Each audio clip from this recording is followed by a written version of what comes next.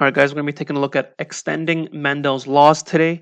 We're going to look into dominance, which is incomplete, as well as codominance. So maybe pause the video, take a look at the learning goals and success criteria before you move on. So as we've seen the last couple lessons, Mendel took a look at the traits that were very obvious and they showed up as recessive or dominant with no question. But now there are a lot of things in the world that actually shows up that doesn't follow the patterns of what Mendel looked at. So we're going to go extend Mendel's laws. So some patterns are going to result in phenotypes that are between both dominant and recessive phenotypes, and other patterns are going to show up as both equally being expressed in their phenotypes. So we'll take a look at both today. So first we'll look at is called incomplete dominance, and it's a condition where neither of the two alleles will completely conceal the presence of the other. So in a nutshell, what it is so you have both dominant alleles and they're going to come together, and what it's going to show up is a blend between the two. So the example here is the flower of the snapdragon. Okay, so a true-bred red flower plant crossed with a true-bred white flower plant produces offspring in F1 generation that are pink. So when the F1 generation fertilizes, F2 generation are going to have all three phenotypes, which is red, pink, and white.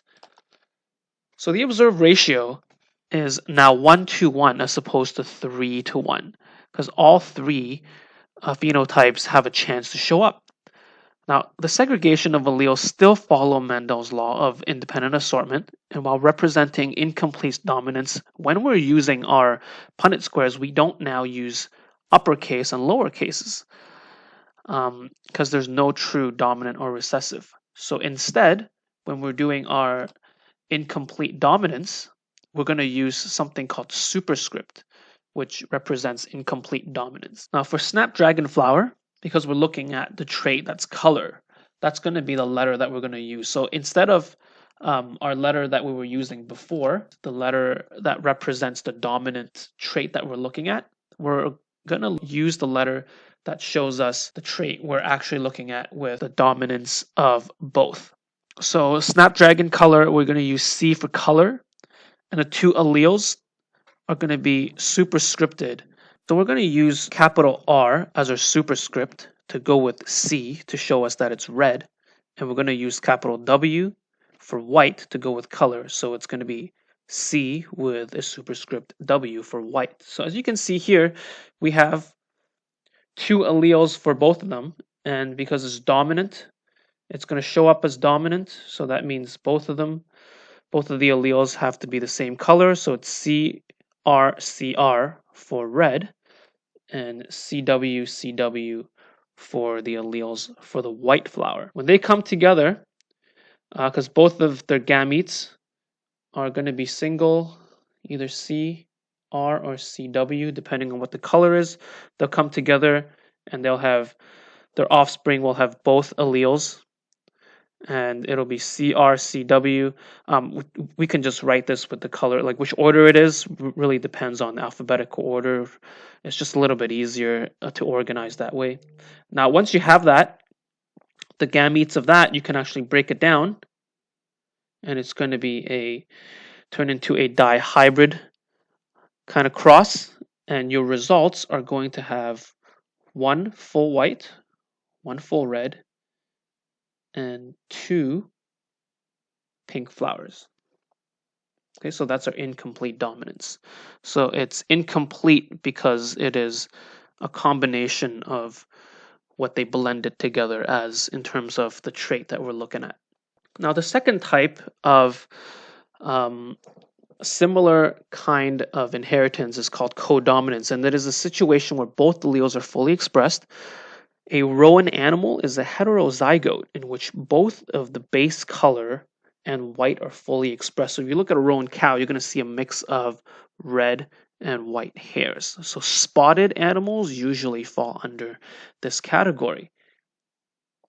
And when we're doing a Punnett square, it's going to be the exact same with codominance and incomplete dominance. We still use the color as our letter that we're looking at with the capital superscripts of the different alleles that represent the colors of the traits. So that's just to distinguish between what we're looking at, because when we see the variable with a superscript, then we know that it's going to be some sort of incomplete or codominance. Now this leads us to sickle cell anemia. Now, if you think back at grade 10 or maybe earlier, you might have learned about how sickle cell anemia is caused by a specific form of the gene that directs the synthesis of hemoglobin. And now we know that hemoglobin carries oxygen in the blood. Um, and if you have sickle cell anemia, you get C-shaped or sickle red blood cells. And what that means is sickle cell anemia has a whole list of symptoms that leads to health problems. And that misshaped red blood cell can't transport oxygen effectively because they can't pass through small blood vessels and leads to blockages.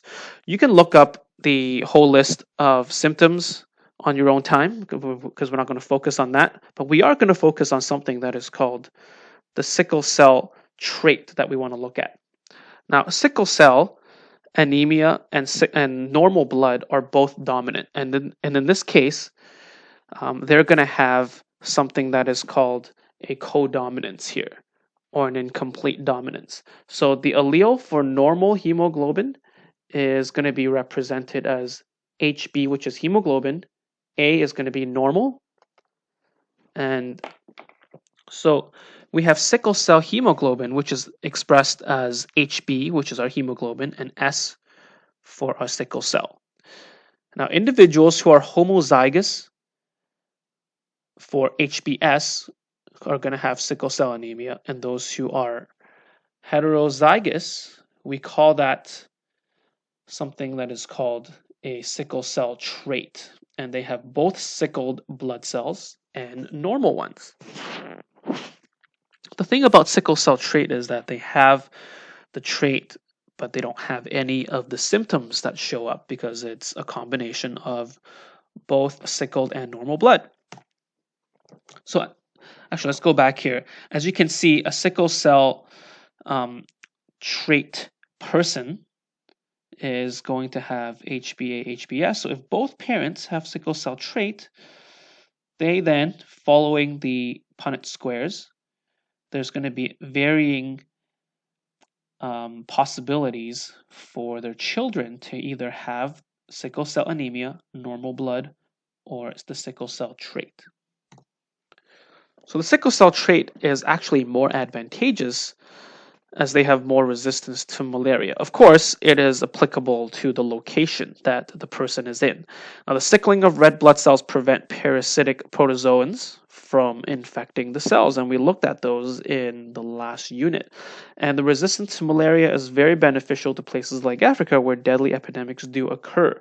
So now that those sickled trait, or those people with sickle trait have limited amount of cells that the protists can actually reproduce it, and that's why there are less symptoms and less chances for them to get malaria.